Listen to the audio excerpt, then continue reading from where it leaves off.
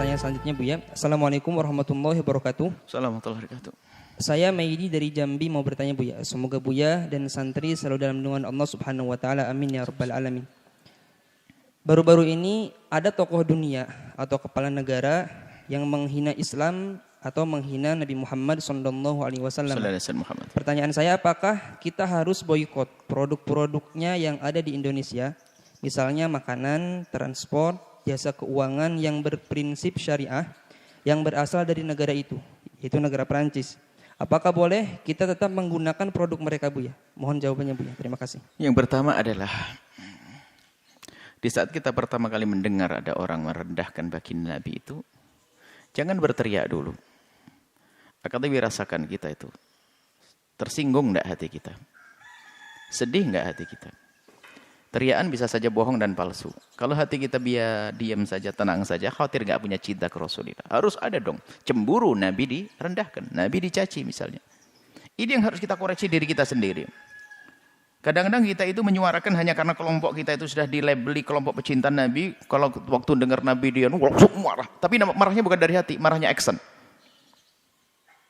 Ya, kita tidak perlu munafik begitu. Kita perlu dari hati dulu pertama. Kalau sudah pembelaan kepada Nabi dari hati ini, tidak usah nunggu Presiden Prancis. Di kiri kanan kita kalau ada orang merendahkan Nabi, kita harus marah. Dan marahnya sesungguhnya bukan marah dibuat-buat. Kita perlu itu loh, marah. Ghadab lillah itu karena sesungguhnya merendahkan Nabi, lihat. Ini, kemudian apa? Ya, dengan bermacam cara. Kalau gitu anak kita jewer. Kalau santri kita hukum dan sebagainya, itu harus. Artinya pertama di hati kita dululah. Kita perlu jujur dengan ini bulan Maulid, bulan baginda Nabi. Kita perlu jujur hati kita dengan Rasulullah. Kita bukan action. Kita bukan pengen dilihat orang sebagai pecinta Nabi, tapi kita ingin dilihat Allah dan Rasulnya. Apa yang Anda lakukan untuk Rasulullah? Harta Anda untuk apa? Untuk Rasulullah atau bukan? Jangan hanya kita pandai berteriak membela Nabi, tapi hati kita tidak dengan Nabi. Yang sudah, kemudian di sisi lain, kita tidak boleh berprasangka buruk kepada orang yang menyuarakan pembelaan kepada Nabi. Hati-hati. Kadang-kadang mengatakan, kita koreksi semuanya. Kalau ada orang menyuarakan, kalau dia ingin membela Nabi, alhamdulillah. Membela Nabi, kita perlu membela Nabi. Nabi memang tidak perlu dibela, tapi kita membela Nabi, karena itu adalah buah daripada cinta di dalam hati kita. Jangan ada lagi yang berkata, Nabi nggak perlu dibela, yang membela Allah. Jangan ngomong gitu. Nabi, kita membela Nabi itu karena cinta di hati kita. Itu sudah normal hal yang semacam itu, wajar sekali. Dan justru tidak wajar mengaku cinta tidak membela. Yang membela kita kan Allah semuanya. Kan kita miliknya Allah, nanti ibunya dipukuli, Allah yang membela. Nah, kurang ajar ya. Kita perlu membela karena kita ingin selamat di hadapan Allah. Kita ingin disanjung oleh Allah dan Rasulnya. Baik, kemudian jika kita menemukan tokoh-tokoh semacam ini, sebenarnya ini adalah pelajaran buat semuanya. Siapa yang peduli kepada Islam? Negara yang katanya punya menjaga hak asasi manusia. Ini ada orang melukai hati kaum muslimin, kalau tidak dihukum berarti mereka sudah enggak. Polisi dunia misalnya. Polisi dunia seharusnya yang memberikan hukuman kepada presiden semacam ini. Kalau memang betul presiden ini merendahkan Nabi, kita perlu seperti apa, konteksnya kayak apa. Jika ada seorang presiden merendahkan Nabi, jika benar itu, maka polisi dunia seharusnya.